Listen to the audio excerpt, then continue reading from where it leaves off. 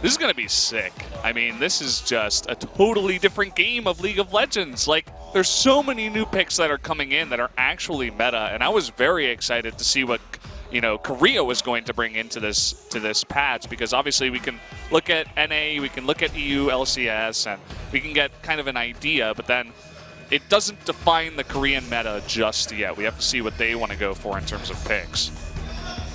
So going over the composition for Samsung, we have Maokai, Rengar, Cassiopeia, Kalista, and Zyra. For JJ, that always signature pick for him. He's always been fantastic on that Zyra, whereas KT going with Trundle, Nunu, Talia, Lucian, and Janna. Definitely something that looks like a troll composition. We already do have one troll in the lineup, so Smeb bringing in a new pick. He had two of his big picks taken away, the Rumble, the Shen, and he's like, hey, tonight, I guess, is the night where I got to bring in something new.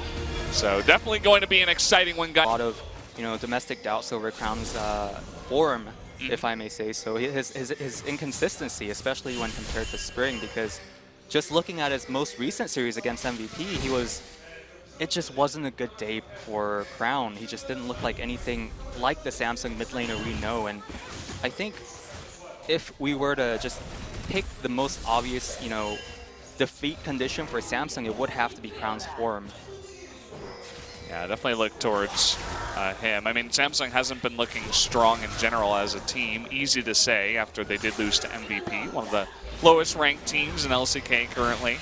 Oh, we got a fight going on. Crown, he's going for it. He's got a flash forward. There's the first blood. He actually makes it happen, and so much for him. He gets a solo kill in the middle. He's moved towards mid, so they're looking for the solo kill. The Miasma is not going to hit, but the flash is down. Nunu's here, but the damage is still there. Haru, he's going to flash away, and it doesn't look like Score can pick up the kill, so a nice setup by Samsung to get that kill under the turret. Samsung Galaxy repaying the Rift Herald with the kill of their own, and both these teams showing such high League of Legends play, transitioning that into a Mountain Drake immediately. You know, I was so impressed with the way KT somewhat restored their vision line, restored the information they had to take that Rift Herald for free, but then Samsung says, no, we're not going to let you just take that. We're going to invest maybe a little bit risky, but invest our ultimates and getting that kill into the mid. Let's go. 1v1. Smeb is going to crush Cuvée, and he's so far ahead as well. So here we go. They're going to try to start this Baron once again, as KT isn't really in position, and they do have a ton of damage. Blue buff for the Crown. The teleport coming in. Smeb also not having teleport. This is a very fantastic time to do it. There it goes. The spike coming in, actually. Not even the Ren. So Score trying to flash in and go for an ult. Not sure about that one as he gets taken out, but here's Def. Able to take out one in the back. Gets Scored as well. Down goes Ruler, and now they're all on the run. So Samsung able to take this Baron, but Deft coming in from behind. Cuvée just trying to get out of here and just hit that plant, but he can't do it. He is going to eventually go down. He's extremely tanky, but Deft able to pick up the kill. So at least KT able to pick up 3 on their way out. Well, that fight went along with the game plan of KT, as Deft is able to pick up 2 kills for himself. I was a little bit skeptical when they went for the Baron because Haru... Okay, goodbye. Pawn stayed a little bit too long, forgetting that he's playing against the Rengar.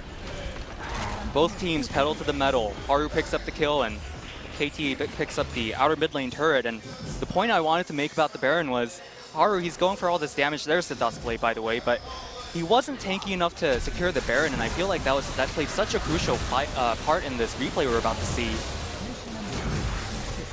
Haru chunked out so hard that he just wants to stay out of this. That Nunu play, though, was pretty hilarious. It did slow everybody, and he is kind of just like Suicide Nunu. And yeah, did net them 3 kills.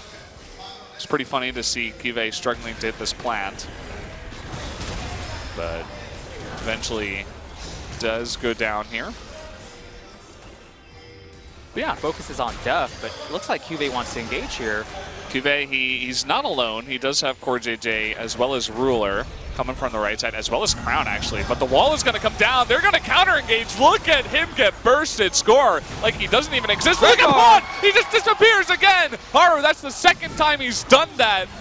What a play. And now the rest of KT, they don't have their Nunu, who's kind of just useless. So it's just basically a buff bot for Deft at this point. But then once they get Pawn, it's lights out. They have to disengage. Mata playing that Janna as well is such an easy target for that Rengar assassination. Doesn't have to be, you know, pawn every time. You lose one piece and Deft is not as effective as KT hopes him to be. Samsung takes the inner mid lane turret and looks like they're about to threaten the inhibitor as well. Yeah, they should be able to get at least this turret. Pawn still 5 seconds. Like this inhibitor might go down. It's just a couple of auto attacks away. It's so close, yeah. You can see how low Deft is too. It's kind of just a desperate hold. They're just waiting, and okay, there you go. QSS is burned, but this is going to buy so much time to take out the inhibitor, and that's what Samsung wants. They don't necessarily want the fight, but I mean, we saw this in spring. It's been kind of the theme of 2017 is these giant tanks. When you push on inhibitors, you just go deep, and then you go for it. And oh boy, KT not really respecting this, and they're going to go straight for Smeb here. There comes the Stranglethorns coming out into all that CC. He is extremely tanky, and he's stealing Maokai's tankiest. Oh. He doesn't die! What the hell? And now they're going to turn this off to Cuvée, who's also extremely tanky and gets away. League of Tanks, boys, we're here. It's 2017 summer, patch 7.14. Enjoy it while it lasts. Weaver's Wall trying to cut off the retreat, but Samsung not too, and turned into this, you know, wonky game as Samsung goes back to the Baron. Look at how fast they take this out. I mean, Crown is just ripping this Baron apart. Cuvée, he's all alone. He's distracting the rest of the team. Even if he goes down, this is going to be fantastic for Samsung. And KT, they can't even chase him. So another Baron taken by Samsung, this time with 0 deaths. And I have to say, KT, kind of a bad time period. I would actually trust Haru personally. So look at that. They try to go for a pick, KT, but it doesn't work out. And meanwhile, you got that Maokai ultimate coming in. Pawn just loses half of his health. Haru gets out of there. Score, again, kind of just useless. Up in the front, not doing much. And KT just slowly falling one by one. Samsung, it looks like they're in a fantastic position to take game number 1. CoreJJ not able to get that engaged, but it doesn't really matter as everybody on KT is so low. And it looks like in about 33 minutes, Samsung going to take the dominating game number 1 victory. You could see the mid lane play and why they had to do it, but in the end, Samsung's so far ahead. It felt like these two teams had a very specific idea, a very clear idea about what they wanted to do this first game of 7.14, and it was essentially just a battle of theory, and Samsung came out on top. They definitely did. I feel like they had a much better draft. I think it was much easier for them, especially on the blue side. I'm very curious to see what KT will bring in terms of bans for blue side for game 2, because you think about the Maokai, that's extremely scary. They didn't really have an option or any answer to the Maokai. But then you think about Rengar for Haru, you got to take away that pick, right? But what about the super comfort pick of Cassiopeia for Crown?